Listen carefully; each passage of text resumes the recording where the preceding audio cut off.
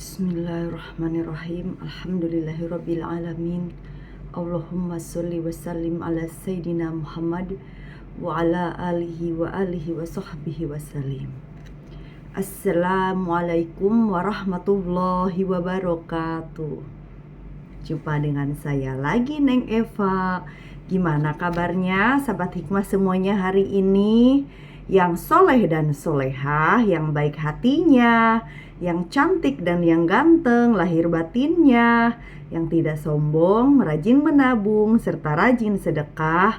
Semoga hari ini sehat-sehat walafiat dan dalam lindungan Allah Subhanahu wa Ta'ala. Dan semoga kita semuanya mendapatkan kucuran rahmat, keberkahan, dan keridhoannya, serta mendapat syafaat baginda Rasulullah Shallallahu Alaihi Wasallam, baik ketika di dunia maupun di akhirat kelak. Amin, amin, amin ya robbal alamin. Baik sahabat hikmah semuanya, sebelumnya saya akan mengingatkan bahwa video konten YouTube ini dibuat untuk umum dan bagi siapa saja yang mau mengambil pelajaran, manfaat, serta hikmah di dalamnya, serta untuk pertumbuhan dan perkembangan jiwa kita setiap harinya. Dan juga video konten YouTube ini dibuat tidak untuk menyinggung siapapun, serta tidak untuk merendahkan siapapun. Justru sebaliknya, di sini kita belajar berbenah jiwa, belajar menata jiwa, belajar membeningkan hati dalam rangka ketauhidan menuju Allah Subhanahu wa Ta'ala. Jadi semangat terus belajar berbenah jiwa, berjuang melawan hawa nafsu kita sendiri dalam rangka ketauhidan menuju Allah. Dan juga video konten YouTube ini dikhususkan untuk para salikin dan para murodin, yaitu orang-orang yang menapaki jalan ruhani menuju Allah Subhanahu wa Ta'ala, atau orang-orang yang berjalan menuju Allah Subhanahu wa Ta'ala secara ruhaniyah ya. Oh iya sahabat hikmah semuanya, terima kasih banyak kepada para subscriber yang telah bergabung, baik yang sudah setia, yang istiqomah maupun yang baru bergabung ya. Dan juga saya juga ibaratnya tidak tahu semuanya ini apakah orang-orang salikin yang sudah tergabung di thoriqoh, majelis-majelis thoriqoh di tempatnya masing-masing, atau mungkin ada yang baru mau mencari tahu tentang ilmu tasawuf dan belum tergabung di majelis thoriqoh di sekitaran tempat tinggal kita masing-masing gitu ya. Nah, jadi saya mohon maaf kalau misalkan ada para sahabat hikmah yang komen, yang minta nomor WA untuk sementara ini. Untuk sharing dan konsultasi silahkan chat atau DM di IG saya hikmah.neng.eva ya. Silahkan chat di situ karena itu lebih privat gitu. Karena ilmu tasawuf ini kan kalau setiap orang itu kan kebutuhannya berbeda-beda ya, jadi tidak akan sama semua gitu. Pasti ada yang sharing ini, sharing itu, yang mana tentang keruhanian itu sifatnya kan rahasia. Sementara online ini adalah tempatnya umum. Jadi walaupun kita belajar ilmu hakikat, tetap syariat kita pakai. Jadi kita tetap punya tata krama, punya etika gitu ya. Jadi kalau kira-kiranya sifatnya rahasia, sebaiknya di IG saja curhatnya atau sharingnya gitu ya. Terus kalau misalkan ada yang minta amalan apa gitu, karena saya itu tergabung di Majelis Thoriqoh Akmaliyah Sirojiyah di pusatnya di Tulung Agung, maka kalau ada yang ingin minta amalan atau aurad itu harus puasa dulu 3 hari. Nanti doanya apa, niatnya apa, nanti silahkan di chat saja, di DM di IG saya, di Instagram saya ya, Instagram hikmah.neng.eva gitu. Nanti saya share di bawah. Nah terus kan kalau misalkan saya tidak bisa menjawab komen-komennya satu persatu, saya juga mohon maaf, tapi saya ucapkan terima kasih atas komentarnya. Apapun bentuk komentarnya itu adalah suatu penghargaan bagi saya ya, karena untuk motivasi kita lebih baik lagi. Serta misalkan kalau ada yang tidak saya jawab, mungkin kelewat, saya juga mohon maaf gitu. Yang jelas saya terima kasih banyak, alhamdulillah saya bersyukur ya. Apalagi banyak yang mendukung, banyak yang mulai memahami, dan juga banyak yang yang tawadu juga, ibaratnya yang ketawaduannya dipakai gitu ya. Walaupun saya tahu orang itu mungkin dalam pandangan Allah lebih baik daripada diri saya, tapi tawadunya itu benar-benar dipakai. Alhamdulillah, terima kasih banyak gitu. Berarti kan ilmu tasawuf itu berarti bermanfaat bagi kita gitu ya.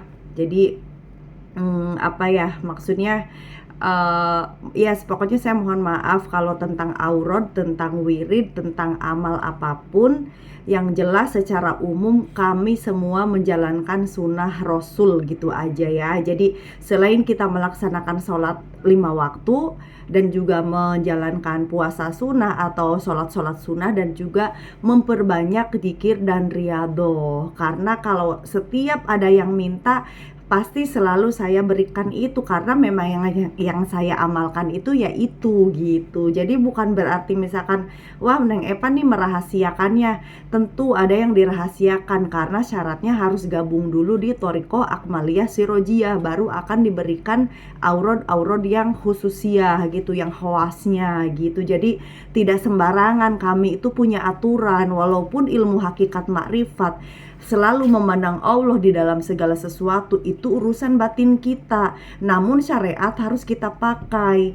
Jadi walaupun misalkan berarti itu masih syariat belum hakikat, tidak apa-apa, silahkan boleh menilai apapun ya. Dinilai syariat silahkan, alhamdulillah. Dinilai hakikat silahkan, alhamdulillah. Yang jelas tujuan saya di sini adalah amar ma'ruf nahi mungkar, namun bagiannya tasawuf, dan tasawufnya pun bagian syariatnya, hakikatnya syariat. Jadi sama mursyid saya itu saya dibatasi, karena ini di online paling jauh, paling dalam zikir itu hanya sebatas zikir kolbi, kecuali ketemu face to face baru akan saya berikan gitu. Karena mursyid saya itu yang membatasinya gitu. Saya tanpa izin mursyid saya juga tidak bisa berbuat apa-apa. Jadi mohon kebijaksanaannya dan mohon pengertiannya. Jadi kami punya aturan di sini, karena di dalam kitab aslinya pun yang kitab hakikat makrifat itu tidak boleh dibahas, tidak boleh diceritakan yang tentang hakikat makrifat kepada orang lain yang bukan jamaah majelis Thariqah Akmaliyah Sirojiyah. Jadi itulah rulesnya, itulah prosedurnya gitu ya. Jadi mohon pengertiannya dan mohon maklum adanya gitu. Jadi kalau misalkan mau ikut pengajian di sini apa adanya, silahkan ikuti, tidak apa-apa, saya tidak memaksa gitu ya.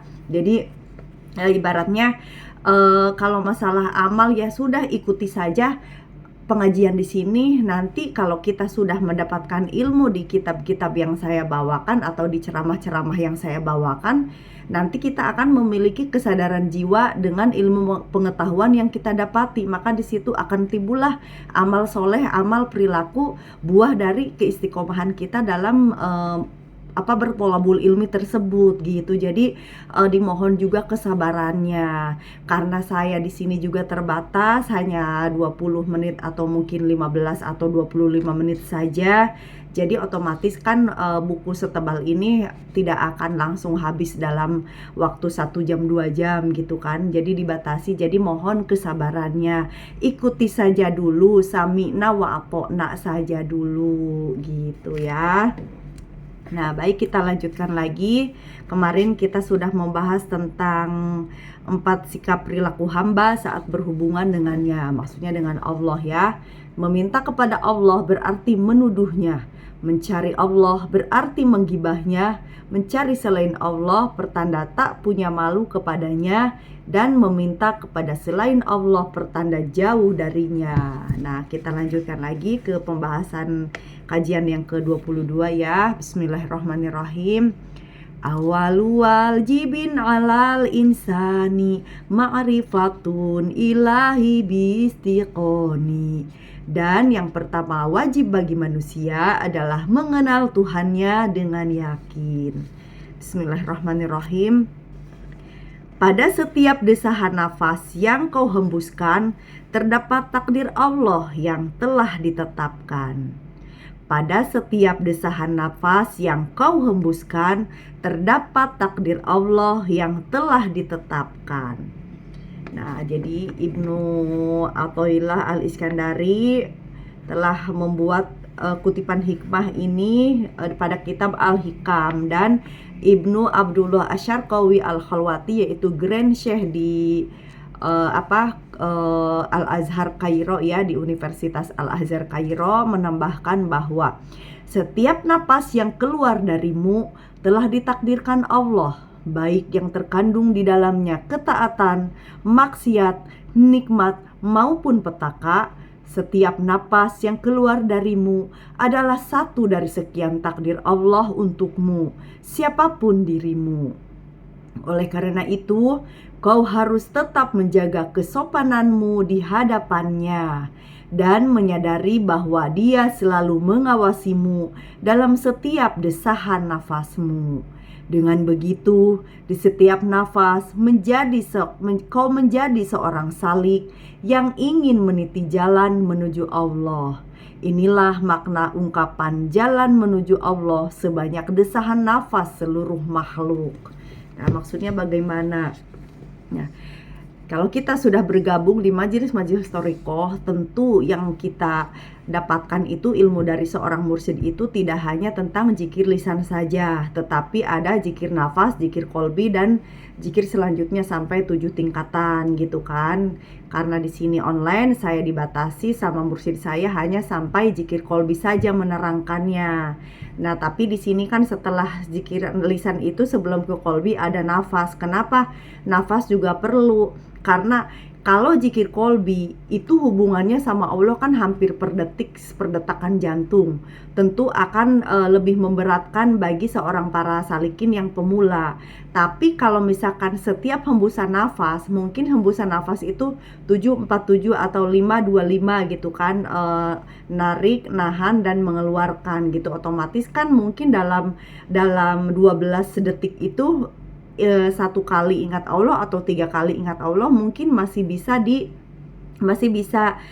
diikuti gitu kan. Misalkan napas gitu, kalau detik kan 100 detik 100 kali ingat Allah. Tentu bagi salikin akan berat, bagi yang belum terbiasa atau bagi yang energinya belum masuk. Tapi kalau bagi para pemula, setelah zikir lisan kita istiqomahkan, lalu kita bantu dengan mengatur nafas gitu kan. Nah, harusnya kita per detik itu, karena makom kita masih di zikir nafas, maka nafas kita itu terhitung sebagai zikir kepada Allah. Dan itulah dari desahan nafas itu ada ketetapan kita. Nah, pada saat narik nafas itu, kita itu ditakdirkan ingat Allah atau tidak, lalai atau tidak gitu. Tentu ibaratnya napas itu kan cuman narik, nahan, dan keluar itu 12 detik atau 14 detik kurang lebihnya gitu kan. Jadi dalam 14 detik 3 kali ingat Allah. Nah, itu akan lebih mudah diikuti oleh salikin yang baru menjejaki atau baru menjadi para pejalan ruhani gitu awal-awal. Tapi kalau energi nafas sudah masuk, kita merambah lagi ke zikir kolbi, maka sudah bukan desahan napas lagi yang menjadi takdir, bahkan detakan jantung itulah takdir kita. Itulah makna isi dari sini. Tapi di sini ibaratnya makna lahirnya tetap sebagai desahan napas kita lah yang mengandung takdir gitu ya. Jadi ibaratnya dalam sekali menghirup nafas, kita ingat nggak sama Allah. Kalau nggak ingat, kita lalai, berarti itu akan dicatat sebagai kemaksiatan gitu. Atau mungkin secara syariat, setiap kali kita bernafas, kita melihat kejelekan orang, misalkan apakah kita merasa lebih baik atau sombong, ataukah kita memohon ampunan kepada orang yang berbuat jolim atau berbuat jelek itu, ataukah kita langsung ingat Allah, ya Allah lindungilah hamba dan lindungilah orang yang berbuat jelek itu, dan ampunilah dosa kami semua gitu kan. Nah, tentu itu akan ditulis sebagai takdir kita yang berzikir juga, karena setiap apa yang kita lihat berengan dengan hembusan nafas kita akan dinilai sebagai ibadah, sebagai zikir, sebagai zikrullah gitu ya. Jadi intinya kalau kita sudah memasuki kawasan tasawuf, tentu kan kita itu sudah menjadi orang-orang yang sering bertobat, selalu mengembalikan segala urusan kepada Allah. Jadi kalau bisa diusahakan selalu ihsan. Selalu ihsan itu cukup dalam hati saja, tidak perlu misalkan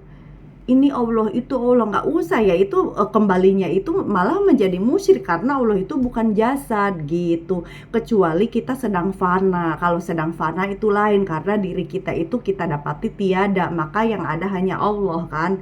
Tapi kalau kita misalkan jasad ini kembali ada, fana berapa lama? 3 menit, 5 menit, 1 jam, 2 jam akan kembali lagi kan seperti jasad utuh. Jadi maka syariatnya itu tetap dipakai gitu loh. Jadi jangan sampai menggunakan ilmu hakikat, tapi apa ya ibaratnya tuh untuk apa sih ibaratnya, untuk hawa kecenderungan di dalam hatinya terhadap sesuatu gitu, atau misalkan ada obsesi apa, atau ada ambisi apa, ada hawa kecenderungan apa gitu. Jadi sebaiknya pemahaman ilmu hakikat ini ataupun maupun hakikatnya syariat ataupun hakikatnya makrifat dibatin saja gitu. Jadi tetap pada syariatnya, pada dohiriyahnya itu ya kita biasa aja, jadi sesuai sunnah aja gitu hidupnya gitu ya. Tapi tetap hati kita selalu berzikir sesuai hembusan nafas kita, lebih baik lagi sesuai dengan detak jantung kita tetap selalu berzikir sehingga memiliki hati yang selamat, sehingga hembusan nafas kita juga sebagai ibadah. Jadi itulah takdir yang Allah tetapkan. Jadi seberapa banyak napas kita berjalan menuju Allah, berarti ya itulah yang banyak mengingat Allah, itulah yang berarti yang ininya panjang gitu loh, perjalanannya panjang menuju Allah itu gitu ya. Jadi jalan menuju Allah sebanyak desahan napas seluruh makhluk. Jadi kalau misalkan perjalanannya banyak mengingat Allah, berarti ya itulah perjalanan kita menuju Allah yang paling baik gitu, yang paling bagus gitu, karena banyak zikirnya daripada lalainya gitu ya. Nanti kita lanjutkan lagi karena saya mau berangkat ke kantor ini ya. Nanti kita lanjutkan lagi di session berikutnya tentang jangan menanti-nanti hilangnya kecenderungan kepada dunia. Bagaimana isinya, bagaimana penjelasannya, nanti kita bahas lagi ya. Wallahu alam bisawab. La haula wala quwata illa billahil aliyyil adim. Rabbana la tuzigh qulubana ba'da idh hadaitana wa hab lana min ladunka rahmah innaka antal wahhab. Walhamdulillahirabbil alamin. Semoga bisa difahami dan saya mohon maaf kalau ada kekurangan dan kesalahan dalam menyampaikannya. Saya hanya manusia biasa yang belajar dan terus belajar. Ambil baiknya dan buang buruknya, dan semoga bermanfaat. Minal aidin wal faidin, mohon maaf lahir dan batin. Assalamualaikum warahmatullahi wabarakatuh. Orang baik pandai mengambil hikmah, sehat lahir dan batin is the best always. Syukran jazilan.